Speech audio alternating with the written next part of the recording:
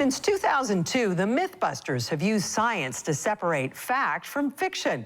This year, however, that wild ride is coming to an end as Adam and Jamie hang up their lab coats and eccentric hats. But not before what's rumored to be the most spectacular final season in television history. You ready?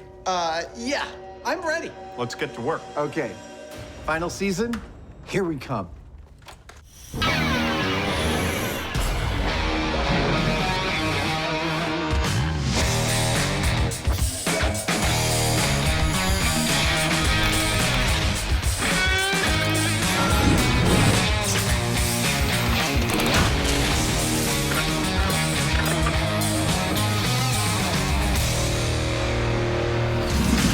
Jamie, I think it's fair to say that you and I have a bit of experience in testing idiomatic phrases. Sure. We've made concrete airplanes. We've proven that it's best to go out with a bang. We've even slipped on banana peels in the name of science. But today, we are testing an idiomatic phrase we have not tested before, but is particularly apt. Silence is golden. No, but nice. All good things must come to an end. Because after 260 hours of television, after 14 years, this is the last season of MythBusters. So what do we got? Well, this episode is going to be something we've never actually done before. We are going to be teasing some of the awesome stuff we shot this season, but we are also going to be peeling back the curtain and showing the audience exactly how we filmed this season. MythBusters behind the scenes. Sounds like we should start with something like a montage, perhaps? Right you are. Cue the montage. From a rocket-propelled first episode, MythBusters became a television phenomenon. This is gonna kill you. With a patented combination of comedy, Quack, damn you. carnage, Jamie wants big boom. and clever science, It's scientific! the guys have brought memorable mayhem to the small screen for 14 years and change. I reject your reality and substitute my own. But for their go big, then go home final season, Adam and Jamie are cranking things up to the max like never before.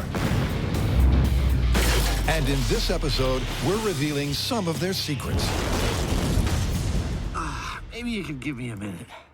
Normally, when we start a new season, we just pick up where we left off. We find the most popular myths from viral videos, movies, history books, whatever, and we just go for it. But for this final season of MythBusters, we wanted a series of episodes that resonated with us as MythBusters, but also the scientists this show has turned us into. It's actively moving, look at that. And so to try and achieve all that, it began with what I can only describe as the mother of all brainstorms. MythBusters' final season. We need 12 iconic episodes that represent the history of MythBusters. I'm gonna throw out the first one, duct tape. Explosions. Explosions. Yes! The core brain trust of MythBusters is Jamie, me, our showrunner Dan, our director Steve, and our 4 amazing producers. And the group of us sat down and came up with a list of episodes that we felt would properly send us off in style. Rockets. Gotta do something on rockets. Rockets, okay. Now, it wasn't quite as efficient as that, partly because we wanted to get it right, but partly because it's barely controlled chaos around here for most of the time. And Adam's constant deliveries don't help. Is this for me? For Adam? Fabulous. I'll be right back. Adam must get 3 or 4 packages every single day, at least. Oh, yeah! We gotta find a way to put this into the show. Can we just get on with it? I have no idea what he does with all that stuff. All I know is that he leaves it sitting around and in the way. Okay, where were we? We were talking about the revisit special.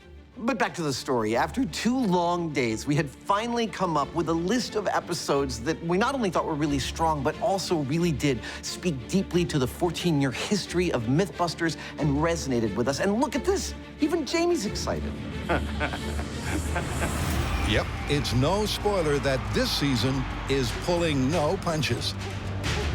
With episodes devoted to detonations. Holy Duct tape. You made it into the loft. Dramatic drops. There it goes. And away she goes. And dastardly diets. Made it through! Not to mention an epic grand finale. The guys really have created a farewell season that's second to none. 3, 2, 1. So after compiling that whole list, the next step for us was to figure out how to do that all safely. We have an excellent safety record over the history of MythBusters. Ow, ow, ow. Ow! Am I missing an eyebrow? And we don't want to sully it now. We want to go out with a bang. We don't want to go out with a bang, if you know what I mean. We're known for our explosions, and this season, it has a lot of them. We blew up mail trucks, a giant fruit smoothie, some landmines. The biggest explosion we've ever done. But my point is, you'd think that all these stories would be the most dangerous in our rundown, but the fact is they're not. Now, explosions are actually one of the safer things we do. We've exposed the creamy center. I mean, sure, if something goes wrong, it goes really, really wrong. But with all the fail-safes and the best practices involved, it's really unlikely to screw them up. 3, 2, 1, go!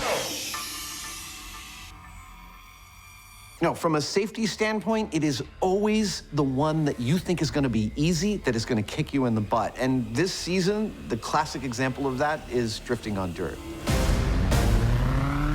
Yep, testing if drifting on dirt really is the fastest way to drive may sound simple. Yeah, that's it. Yeah, come on. But in this final season, it was anything but. I think the critical thing that we really need to watch out for here is dust. It's going to obscure visibility from Jamie and Adam when they're driving. In the event that anybody perceives any danger, to get on the radio and say abort. This story turned into a butt kicker for safety because there was so much dust. We filmed this in the middle of a drought, and whenever we drove around a corner, a massive pile of dust got kicked up. We even tried wetting it with water, but in the summer sun and out there, it was kind of useless. The big issue with the dust is that our course was a kind of a circuit. So you could make one turn kicking up a cloud of dust and then another turn where you drive back into that cloud where you're going at speed and you literally can't see a thing. Yep, and with a cliff on one side and camera crew on the other, that was not a good combination. Every time he takes off, it's like a film about the Dust Bowl. In fact, there was literally danger at every turn. I can't see anything. I can't see anything. Okay, abort. So the guys opt to not only train like there's no tomorrow, Wait for the power. Easy, easy, easy. Oh, whoops. Sorry about that. but they also film much of the story from the air, taking the camera team out of harm's way. Yeah, so thanks to our safety protocol, we broke out our drone for some truly epic aerial shots. And obviously by the fact that I'm here, you know that I didn't die. It's no giveaway to say that drifting does go to plan. But it's not the only time this season that Adam drives blind. I can't see! I can't see! As he puts his life on the line trying to sign off in style, something that we're not fully revealing yet. So the trouble with trying to make the final season so ambitious is that when it comes to actually making the episodes, it's hard. I mean, we were opting for a go big or go home approach, and I think some of our producers may have actually preferred to just go home. We had to find a Sikorsky helicopter in the middle of California fire season. This is a great day for an experiment. We had 3 days to source a 16-foot-long sword forge, an object that quite literally does not exist. Man, I've never seen anything like that before. But beyond all that, the biggest challenge for us this season was Tanker Crush. That was absolutely massive. Tanker Crush is a final season spectacular about a train car which, thanks to a steam cleaning screw-up, gets catastrophically crushed. Now, the story starts out just fine because we begin with some pretty tense small-scale tests. But we knew that at some point we had to go full scale with a 70-foot train tanker car. And well, that was one of the hardest gets we've ever had. Okay, keep very quiet. We don't often show you this part of the show, but this is where the magic happens. This is our production office, and those are our producers that find the impossible to find stuff, like a 747 or RPGs. But right now, this might very well be Mission Implosion Impossible, but we'll give them a couple more days. In actual fact, it was another 3 months before the guys hit pay dirt. But boy, did they come up trumps. I mean, look at this. We've locked down 2.5 miles of train track, a mile of road. We've got about 35 guys and a dozen trucks to support the implosion of that giant 70-foot-long tanker car. This is gonna be cool. Undoubtedly, Tanker Crush is one of the biggest experiments in MythBusters history. Man, that thing's so friggin' big. And one of the highlights of the final season, where the stress and drama becomes almost unbearable. Wow, man. It's nerve-wracking. It is, and I know that the moment I blink, it's gonna happen. 23. Dang! 25 and a half. Holy. But the result will have to wait. After over 3,000 eclectic experiments, It's a balloon made out of lead. the MythBusters are embarking on their final season. Holy crap! And in this special preview, We're gonna find out just how MacGyver we are. they're revealing not only what's in store, but also the secrets to their success. It's totally fair to say that MythBusters would not have survived these 14 years without our fans. In fact, at least 30% of our episodes come directly from fan submissions. Thanks for the car, Chris. Yep, prior to the final season, more than 200 myths tested on the show had come directly from fans. So for this final season, we wanted to pay homage to that incredible editorial contribution by devoting a whole episode to the fans being in charge, courtesy of our Reddit special. What are you laughing at? Just the front page of the internet. At the Redditor's request, the guys try to punch through paper, throw Buster out of a helicopter, and set off the mother of all glitter bombs. 3, 2, 1. Now, those are great stories, but Reddit wouldn't be Reddit without a little bit of a subversive element going on, and so it was sort of inevitable that fans would suggest a story about farts. Specifically, can you see a fart on a thermal imaging camera? And this one started causing us difficulty right in the story planning process. That's because with breaking wind for real proving impossible, the guys had to build a machine that could do it for them. The machine presented a problem for us. It had to emit gas at the correct body temperature that we emit gas at, but it couldn't look too close to its physiological analog. Like I said, this is a family show. I don't get it. I mean, an ass is an ass is an ass. We've all got one. What's wrong with building one? We built one for airline toilet seat suction, right? Yep, who could forget Carrie's famous butt build? But hers never had to produce gas, an altogether less appealing process. Looks great. It's a really, really nice It really looks great. You like that? I'm looking forward to spanking it. If Jamie had his druthers, we would have just made a mold of his undercarriage and made that work. I am really glad we didn't do that.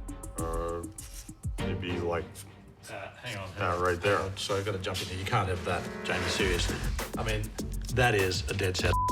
You cannot put that on TV. What if we had a dress around the whole thing?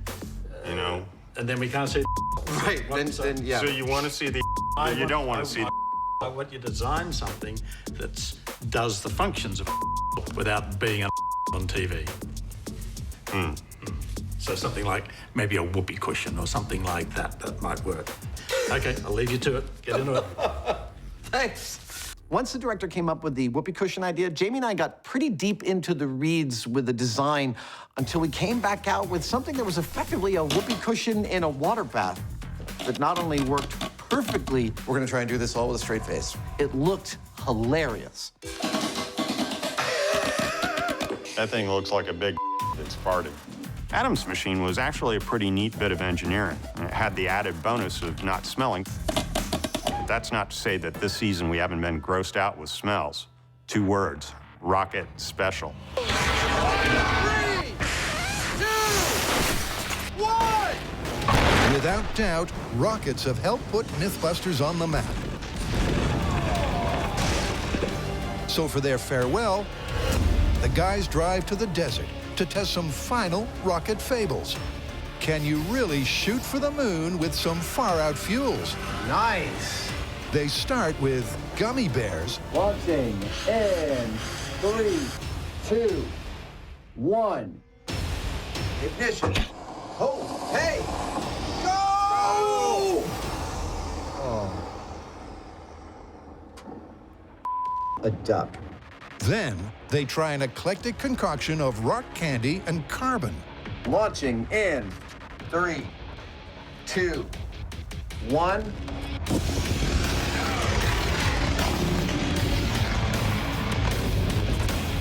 Oh, that's not very high.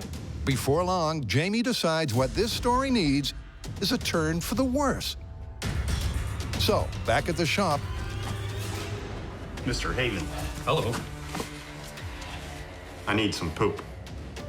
How much? 50 pounds. 50 pounds. How fresh? I don't care.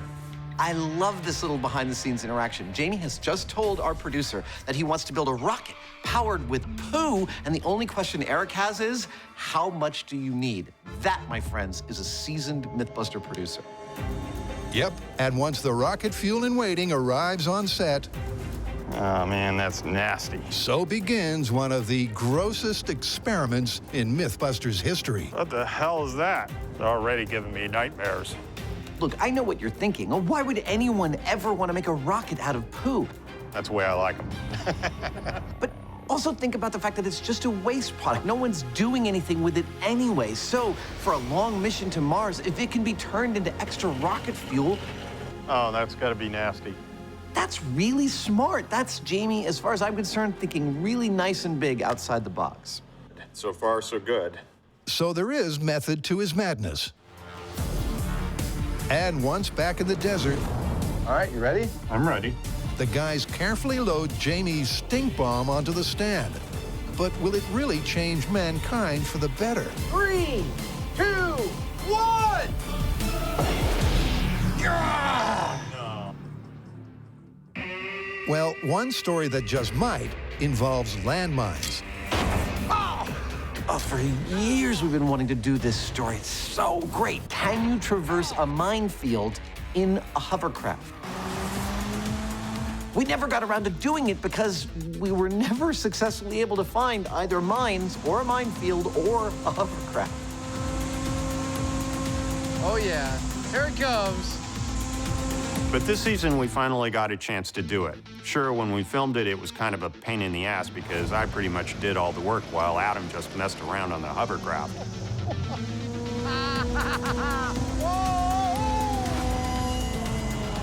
But anyway, thanks to me, we do have an actual experiment. Yep, with a hovercraft finally located and some homemade landmines, the guys do put this long-awaited myth to the test. And while we're keeping the results under wraps, there's one thing we can reveal. Yeah, landmines are awful. They're really awful, awful devices. So if you can find a way for innocent people not to get blown up by them, that'd be really good. Ah, you big baby. In addition to making sure that the stories we chose this season are as epic as possible, it was also really important to us to make sure that the visuals were the best we've ever done, and I think it's mission accomplished. Really, I think the stuff that we've shot this season is as beautiful and as cinematic as anything that's on television right now. My DP is behind the camera right now giving me a kind of a, really? Look, and I'm totally serious. This is a beautifully filmed season. Yep, this final season is a visual treat, not least thanks to the drones. We have dabbled with drones and UAVs over the years, but this season, they were used in every single episode, not just for cool shots, but also as key elements of our storytelling process. Probably the best example of that is our duct tape special.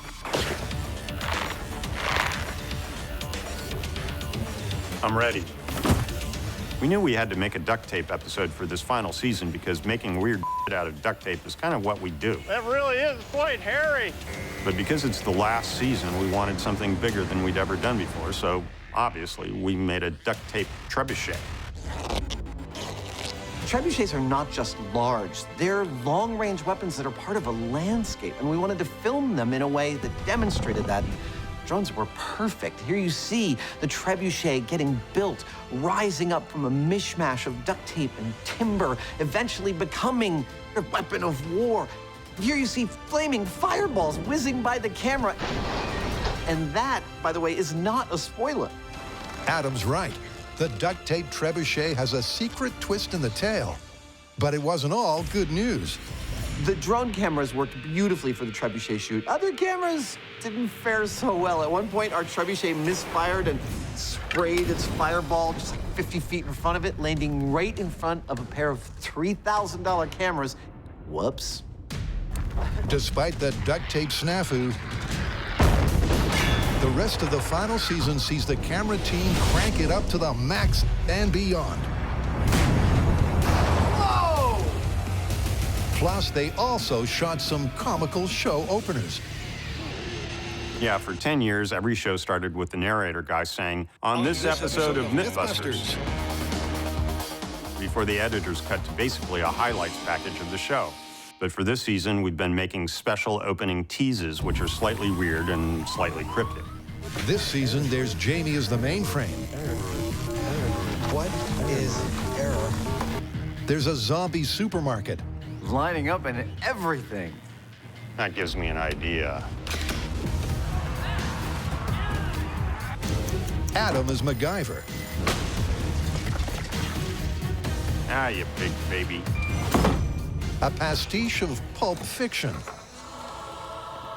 We happy? Adam, we happy? Yeah, we happy. Some car destruction that goes terribly wrong.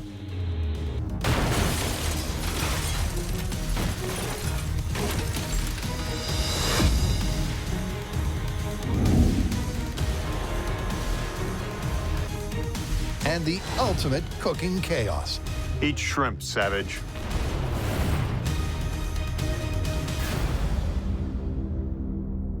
One of my favorite parts about the Cooking Chaos episode is Jamie and I had a genuine food fight. What you didn't see is that he got really upset leading up to the shoot about food getting all over his shop. So he made one of our producers, Jax, put on a hazmat suit, a face shield, and rubber gloves, and poor Jax is there trying to catch all the stuff we're throwing. Bolognese, spaghetti, custard pies, just to keep food off Jamie's floor. We were able to clean it. That's perfect. We'll go with that. All right. Yeah, well, I can tell you that she didn't do a good enough job because even now, I'm still finding bits of food where they shouldn't be. How you like that? Without doubt, the show openers set the scene. But to up the realism, the guys are also making this season personal. There's another technology that we deeply embraced this season, and that's the world of virtual reality.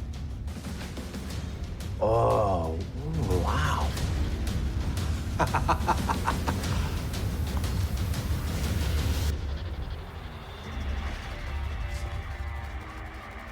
Right. For every single episode, we filmed a VR experience that lets viewers see exactly what it's like to be on set with us. We've got our small-scale tanker experiment. We've got a zombie attack. We've even filmed something that showcases what it's like to be inside an explosion. In a lot of ways, embracing VR demonstrates what this whole season is about for us. It's our final season. We could have made it more easy on ourselves, but we want to keep pushing. We want to keep getting something that we're proud of, and embracing VR is all about that, period. Dude, I know I was just there, but this is like I was just there.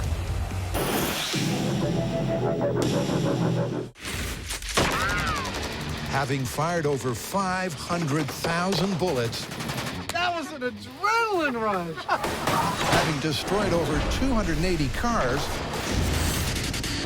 and having lost their dignity too many times to mention, Is this as disturbing as I think it is? the MythBusters are shutting up shop. But not until they've had a spectacular final season. was a good one. We made sure that this season is jam-packed with a lot of fan favorites. There's a viral video that's already become a classic that more than 5,000 people suggested to us. Dude! There is more to duct tape than giant trebuchets. Here we go! Awesome! And then there's rockets of the airborne kind, but also of the sled kind.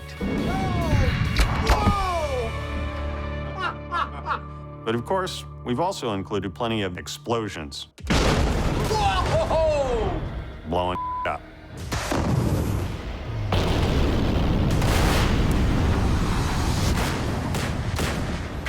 Holy.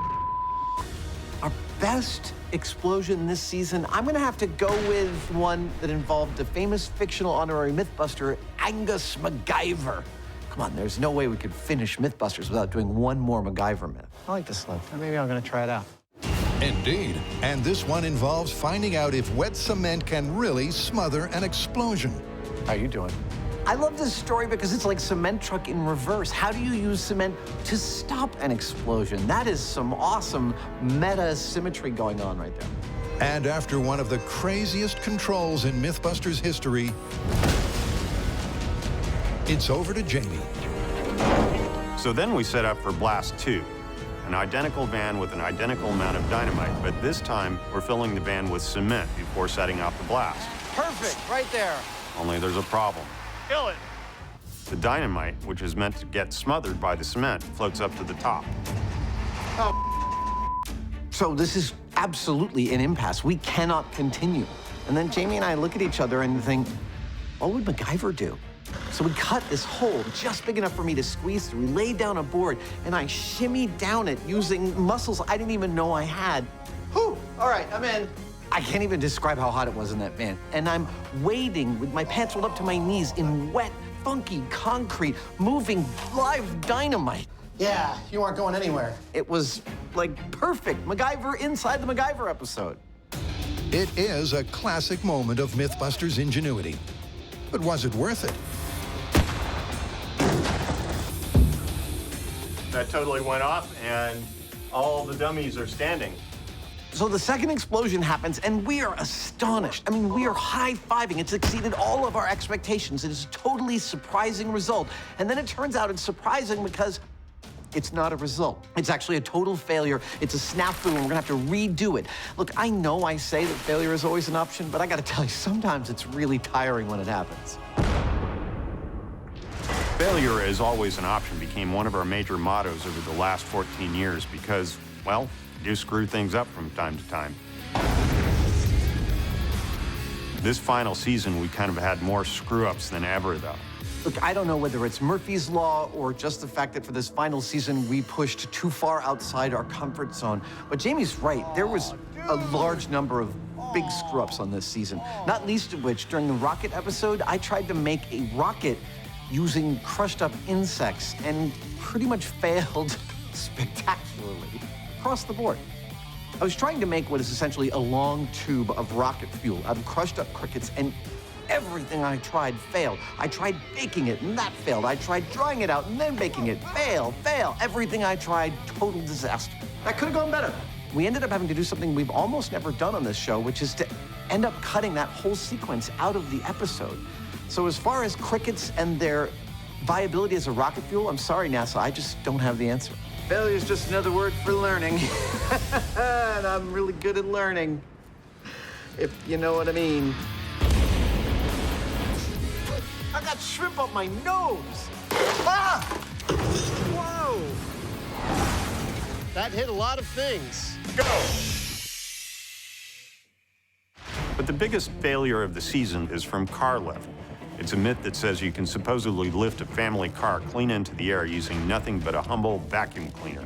This is a great example of a classic Mythbuster story that got Jamie and I super excited. We loved the build, we thought it was gonna work, and then very quickly, we ended up wishing that we had never seen this story.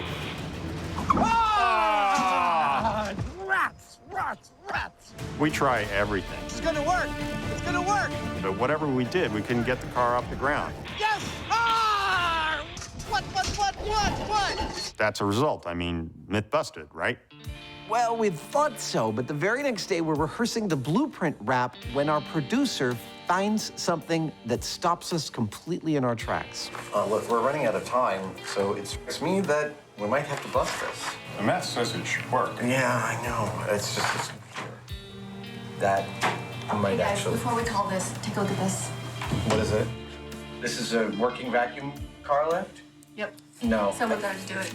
So our producer found this really obscure video from the 1960s of someone actually succeeding at this, which unfortunately for us means failure is not an option. We have to keep going. Yep, it was suddenly action stations on Plan B, where the guys actually build something way more simple than Plan A. Let's do this. But we won't yet reveal if simple is effective. Now, I realize there are a lot of people who like watching MythBusters and shouting at the TV as Adam and I make mistakes. Whoops. And what can I say? Those people are going to be doing that in Car Lift and quite a few other episodes, too. With so much failure, it's no surprise that at times this season, You're boring the off me. the tension has been telling. Ow, it hurts. Okay, slow down a little bit on that. All right, don't be that. We love making this show, and when you love doing something, you want to do it really to the best of your ability, and that means that it's often quite difficult. So it shouldn't be any surprise that at times the stress level on our set is very high. All we have to do is take off one of these and run it to our AC line. You still have to run a separate line to each one of these 5 for the second leg. All you have to do is unscrew one of these and then run AC into it. I don't think you're right. The switch only activates one of 2 legs. I could be done with this in like 5 minutes. And All right, I'm gonna walk away for a while. What's absolutely crucial to the relationship is that Jamie and I don't hold grudges. We always eventually make up. Although I will say, we should have set those timers up in my way. Jamie? What? Sorry, I got pissy because it's like, I'm done with the other method and we're still farting around with this one. Whether or not Adam and Jamie's timer issues get sorted is being kept under wraps. I made it through! But we can say that this season, failure's not always the option. This season, we take on a story called What is Bomb-Proof? The myth is that if 2 identical explosions go off at exactly the same time and you're standing right in the middle between them, do you survive because the blast pressures cancel each other out? Now, when we came to film this at Ione, the shoot was initially beset by a lot of gremlins, not least of which that Jamie and I got caught in a mini tornado. It wasn't an ideal start, as a freak wind almost caused their experiment to sink without a trace. Oh, for You all right? Yeah. But eventually, calm waters return, and the guys continue. The key part of this experiment rested on the 2 explosions going off perfectly simultaneously. Wow. Not to the millisecond, but to the microsecond. But in this instance, and I don't know who or what was smiling down on us, but literally the first test we did, those 2 explosions went off perfectly at the same time. We even checked the high speed, and it was like 1 frame to the next, precisely.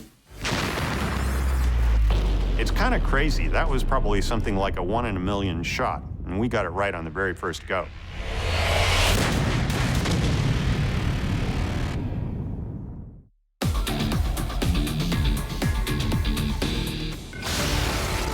In this final season sneak peek, we've seen there'll be some incredible highs. Yeah. And some predictable lows. But for this season, it's also the case that the gloves are off. This final season is about as diverse a season as we have ever made. It's time for Zombie! But for one episode this season, we decided to break the rules and cut loose a little bit. Groovy. Yeah, after almost 1,000 myths, there's one episode in this rundown where the showrunner says, Jamie, you're always wanting to do stuff just because you find it interesting. Well, here's your chance. No myths, no movie scenes, no urban legends, just Jamie getting the green light to tackle something he's interested in. And what he chooses to tackle is about 11 kinds of awesome. Yep, cars, physics, and info. Jamie chooses to find out if you can ever flatten a car with a massive amount of explosive. And right from the get-go, he's already in his element. Look at him. Sometimes I think that Jamie is the human equivalent of a hermit crab. Like a hermit crab can't survive outside its shell, but it doesn't make its shell. It has to go find it. I think in an alternate universe, if you gave Jamie the choice, he would choose the hard shell of a piece of earth-moving equipment to exist in 100% of the time. Having primed the bomb range, Jamie does a series of small-scale tests, some of which work well. Yeah. And some of which go out of control. Whoa. I don't think they've landed yet. But eventually, he figures out a plan for full scale, and the guys head to their home away from home. There's our setup. It's perfect. At NMT, the setup was really pretty elaborate, with I-beams and large sheets of steel. You mean come up and over? Not to mention a real hefty amount of explosives. All that stuff was great, but what's really meaningful to me about this kind of thing is that these experiments are adventures. You never know where they're gonna lead. Some people climb mountains, we blow it up. What are you gonna do? It's interesting, but there's a lot of episodes we do that Jamie is just not that interested in. Star Wars, take it or leave it. I really don't get why you're into these things. Laws of attraction, just a little bit awkward. Hello, angels. Hi, Jamie. But this time, we saw a side of Jamie we had never seen before. He was excited. He approached it with gusto. He tried multiple iterations, and he was even giggling between. This is what it turns out Jamie had always wanted, to just be free. Oh. Of course, we're not going to reveal the result of the car carnage now. 3, 2, 1. Whoa! Oh, that's a piece of the frame. Wow, stuff is still falling. But we will say that Jamie's not the only one who's got a favorite this season. When all is said and done, my favorite myths often happen to be the ones in which we come to a conclusion that could actually positively affect somebody's life. From our back catalog, I love Underwater Car, where we show a technique with which people could actually save their lives. I survived! The MythBusters technique worked! I also love plane boarding, where we came to a result that might actually positively impact the flying experience. In an orderly fashion. So for this final season, it was really important to me to find a story in that vein, and I found one that I got really excited about, and it has to do with how we line up to buy things at the store. Most stores use the pick-a-lane lineup method. But apparently the snaking serpentine system is a way more efficient way to wait. Unfortunately, when we came to start filming, we found that no store would actually let us use their premises. So we had to build our own, which was kind of annoying. Oh yeah, cash registers. It's real. Yes, what should have been a straightforward story soon becomes anything but, as it's all hands on deck to build their own MythBuster, where shopping is fully experimental. Our other tagline was, we're making this up as we go along. So we had our store complete with 5,000 products we had to price in the old-fashioned way. And then with something like 120 volunteer shoppers, we basically opened up and let them line up just like you do in a normal store. I felt a little moment of pride that we just opened our first business and we've got all these customers. You know, over the years, we've gotten a lot of grief about our sample sizes.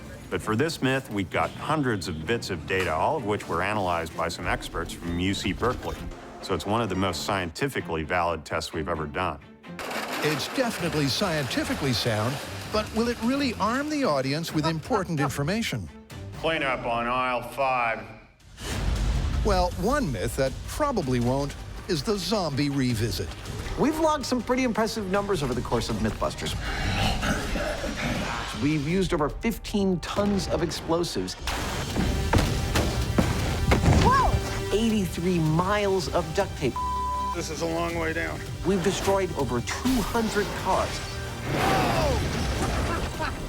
But the figure that really blows my mind is that we have used over 3,500 volunteers.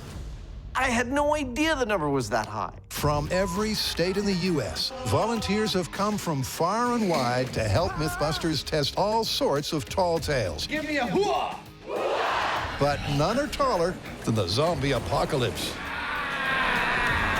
This season, we did a huge retest of gun versus axe because so many people said that we screwed it up. So we put out a request for volunteers asking them to show up at our location on a specific day already dressed as zombies.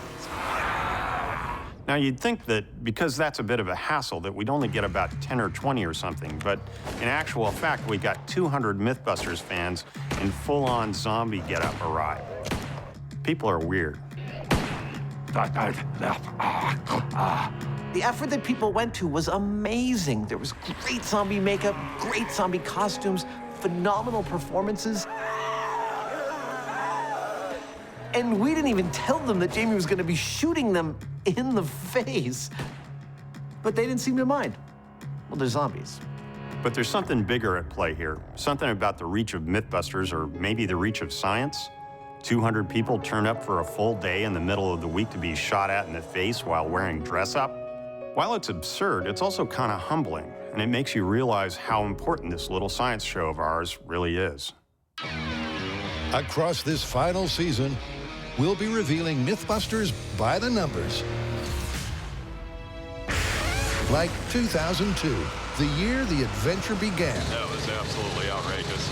And 2016, when the journey ends. I killed all the zombies! This season, we're using 5 tons of explosive. That was a bone rattler. And we're destroying 178 props from the past. Oh, yeah! 5 busters and 1 epic cement truck.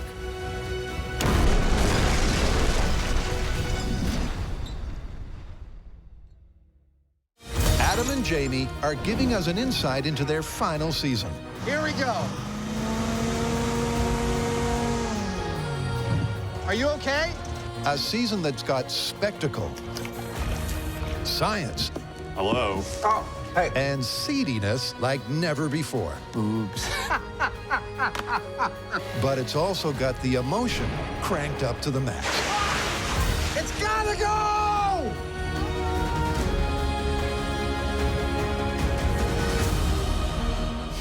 So this is the last season of MythBusters. It's real, and it's 14 years and it's over. Sorry. Am I emotional about the end of the show? Well, yeah, I suppose I am a little bit. We've been doing it since 2002, and it has been more than just a job, to be sure. We've done some amazing things over all those years. We've made lead balloons fly, we've shown that elephants are afraid of mice, and we put square wheels on trucks, along with a whole bunch of other stuff. But more than that, we seem to have played a real role in making science cool, and that was genuinely an accident. That's crazy! But I think it stems from the fact that no matter how ridiculous and ludicrous the opening question is, we will tackle it methodically with the scientific method, moving from experiment to experiment, genuinely building our knowledge. Nothing to me could be more awesome than that. Yeah, I'm really happy that we may have had some small role in getting people interested in science, but not just interested in science, being physically active with science and trying things. That's a bit different. Now, I've always been really fond of building, and it's been a really key part of the show. So if we've encouraged somebody to form a question, a hypothesis about something, rig something up, build something or whatever to test it, then that's a job well done as far as I'm concerned. 14 years ago, the MythBusters started a journey. This is M5, my special effects shop. A journey that, thanks to cool science and how-to builds, Wow! took them all the way to the top. Welcome to the White House. Thank you, Mr. President. Everything they've learned along the way, they've thrown into this epic final season. Especially the grand finale. We happy? Adam, we happy? Yeah, we happy. So we're getting to the point. It's time to start talking about the finale, our last episode ever. I'm good to continue. We wanted to go out with a bang, but because we've set the bar so high, it's hard to work out what exactly to do. But after a lot of discussion, I think we finally got something that actually holds up pretty well. I don't want to give too much away, but I think you'll be very satisfied. We give Buster the send-off he always deserved. Buster, I'd like to say that it's been an honor and a pleasure working with you. I have gained much enjoyment and knowledge in our association, and I'm going to send you down with your favorite bottle of MythBusters champagne. You ready, buddy? Here goes for old time's sake. That is so appropriate. Sorry, this one's real. Oh, man, that's it! Thank you, sir. We do something to leave our high-speed legacy absolutely second to none. And we set off the biggest explosion in MythBusters history. I mean, how could we not? Inside this cement truck, 150-pound bags of info. 1 pound. 1 pound. 5,001 pounds. The largest explosion in MythBusters history. 3, 2, 1!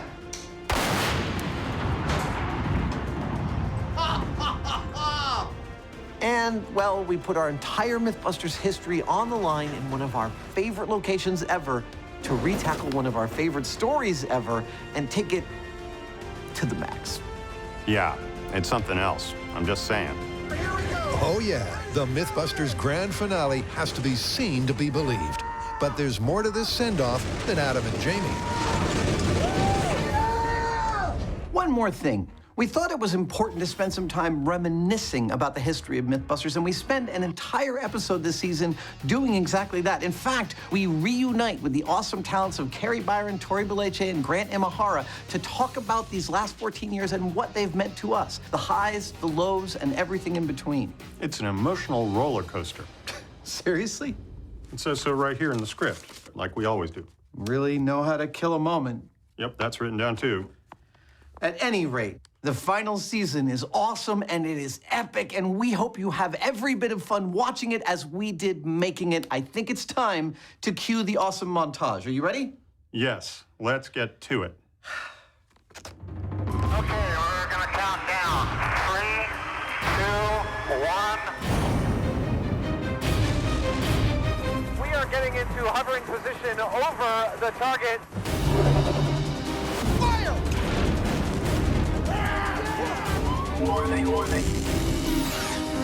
Yeah.